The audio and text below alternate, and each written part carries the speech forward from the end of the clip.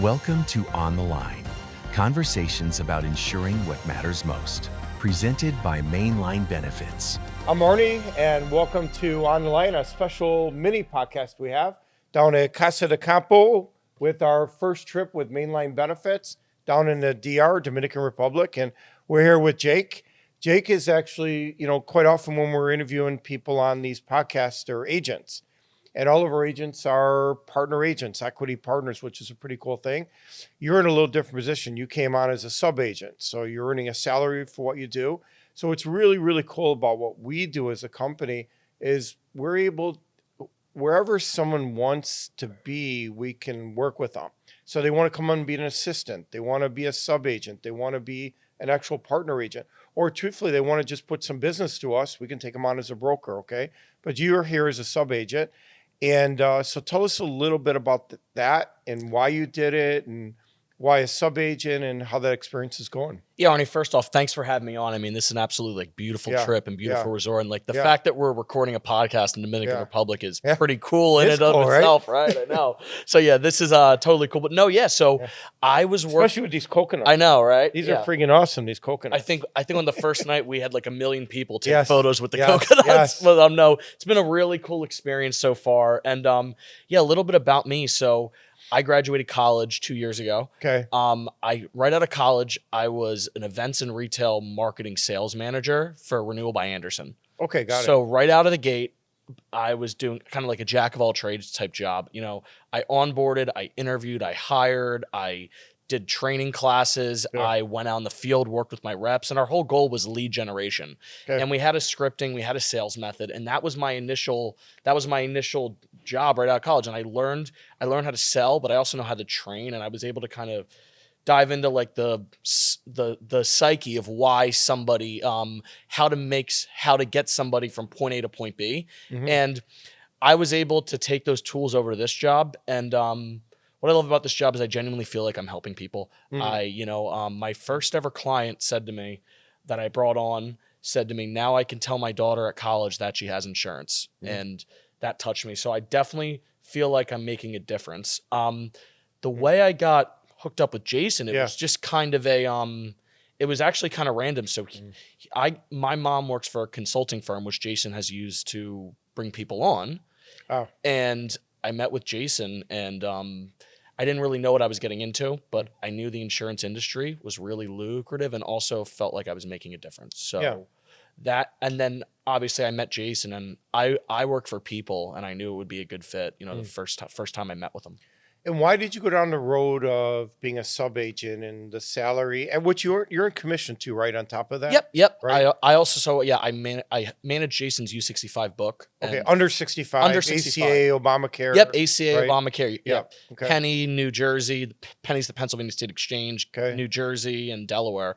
That's kind of what I focus on. But I guess I became a sub-agent because Jason really had a need for it, and he was trying to bring on somebody else for open enrollment. Okay. And so it was kind of like a needs basis, and I didn't really know the structure. I didn't know how, and I told him straight on, he said that I eventually, wanted to have my own book of business. And, but I mean, now as I'm working for him as sub-agent, I was like, I could do this forever. I don't care, because it's a lot of independent, a lot of freedom. But I guess that was the position that he was looking for. Okay. But so I kind of have that sub-agent aspect of it, but I also have a lot of independence, which I appreciate. Yeah, nice. Remind me your age one more time. So I'm 26. 26. So why are people why did you really get into insurance compared to what are some of the other people in your age group getting into?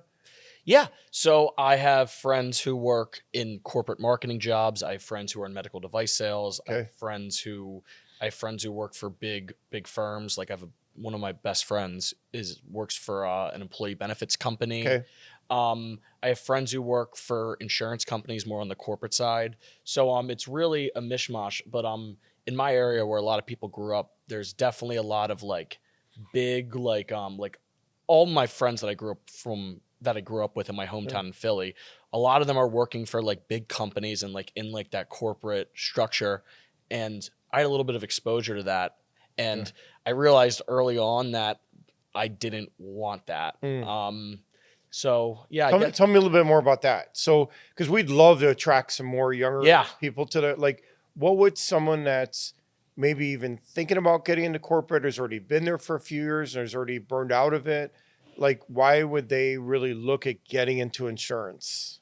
Yeah. Especially here at Mainline. Yeah.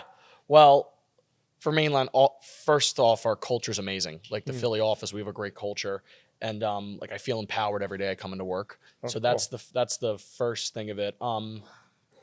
In getting into insurance, I genuinely feel like I'm making a difference, and also too, I can have a life outside of work.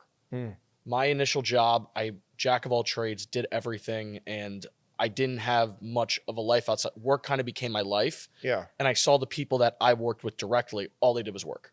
And the ends were not justifying the means in my mind. So coming here, like talking to Jason, like obviously like he knows I'm working hard. Like he sees my activity. So he knows what I'm doing. So like I'm putting in the work, but he was talking to me about when he was like my age. He was like, yeah, like I would go do walk and talks. I'd go to the gym and then I'd come home and dial. And that's kind of how I like to structure, my days, just to keep it short. Yeah. So you get the opportunity to really build your day the way you want to build it. You do work and you put the time in, right? Yeah. But you get to do it on your own terms. I would say that I try to be as efficient as possible. Right. Okay. So like I've worked at other companies where it's like, you're there 8 to 4, 9 to 5. I don't care if you're doing nothing. Yeah. Like, you're here this time, right? If I would leave early at my other job, my boss would lose it, right? So, and coming here with Jason's like, no, yeah, just here's what you need to do. Yeah. Do it and be efficient with your time.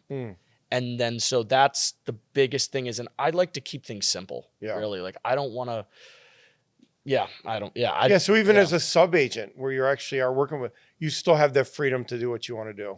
Yeah. And that's the thing where it's like, I don't feel like I have someone like breathing down my neck, like Jason, and also another person in our office who kind of oversees me, Anne-Marie, who's worked with Jason forever. They're it's the best work environment I've ever had. Simple, just due to the fact that I don't feel like someone's breathing down my neck. I don't feel micromanaged at all. Yeah. And I'm not scared to make a mistake. And that's a big thing, because that's cool. If you're scared to make a mistake, you're not going to succeed, in my opinion. Yeah. And it's totally okay, right? Yeah. And just move on. You learn and you move on. I was blown away when I made an error with an application when I started early on, and I went into Anne-Marie's office and I told her about it, and like I was like really like upset about it, and she was like, why are you upset? Like, okay, here's what we're going to do to get out of it. Got it. So, and then I've worked in a lot of environments where like, if you make a mistake, your superiors will dwell on it and make you feel like really bad about it. And, and I'm naturally hard on myself. I have high standards for myself, high expectations, and I genuinely want to succeed and be the best at everything I do. And but if you're scared to make a mistake, that's going to affect your overall performance, because you're not going to want to take risks and do things if you're worried about what happens if I fail. And I'm not scared to fail, which is what I really appreciate. So if someone was looking for something right now, what advice would you give them about getting into the industry at your age and at their age? Yeah, I would tell them, one, have a great mentor, because I have a really great support system. And do you see that here at Mainline when all the people? Oh yeah. Right. Do you see that? Yeah, 100%. 100%. I don't really interact a lot with the other sales leaders, but I can just tell by like hanging out with them, talking to them that people really feel supported. So, and I would say, one, make sure you have a good mentor. 2, advocate for yourself, right? Don't just sit around waiting for things to happen. Go out there and do it. And I also would say don't beat yourself up too much, because right now, like I went from having really huge months to right now I'm not having as good of a month, and it's just simply due to I'm doing everything that I'm doing. I'm doing everything I'm doing. Like, I'm not changing anything. And I'm not changing anything that I've been doing. So I'm still doing all the right things. Yep. And if I'm doing all the right things, I know in my head it's not me. Yeah. It's just the nature of the beast. Yeah. And it just, you can never have this. One of my first mentors taught me, as long as you're doing what you're supposed to be doing, you can never have a bad week. Because even if that week, just the next week's it all works itself out. It just keeps doing as long as you keep doing what you're supposed to be doing. Can I ask you a question? Yeah. Is we allowed for that, Joe? Is that okay? Yeah. I just checking with my producer. No, it's okay. No, it's okay. So, because I early on, like I was like living and dying by every call, and obviously like that's not good for like, you know, your psyche. Yeah. But do you notice in the industry that like people will start off like really well and then they'll have a couple bad weeks, and then next thing you know, they're beat up, and then next thing you know, they're just disengaged? Does that happen? Yeah. So hey, listen, we look at it like even a professional sports guy, right? Baseball player, they go into slumps. Okay. But it's good if you recognize it. So the one thing is you got to just keep taking that batting swings, and you got to keep practicing. But the most important thing is to talk with Jason or talk with Greg or talk with Ryan. Let them know what you're experiencing right now. But if you're taking, so you probably did change something. I wasn't going to get into that here, but I know you're saying you're doing all the same stuff. You probably did some kind of shortcut that you don't even realize. You probably did. So the most important thing you could do right now is let someone listen to what you're doing. Okay. That would be it. Okay. Because that really is something you probably shifted. Yeah. Perfect. Hey, thanks for joining us. Donnie, I'm real happy you got a chance to join man. us here. And you have been doing an amazing job. We'll get whatever you're dealing with figured out. Yeah. And you have been doing an amazing job. Just keep going. Thank you. Appreciate Hey, thanks. that. Thank you. Thanks for joining us. Cool. Go have fun. All right. Cool. Thank you.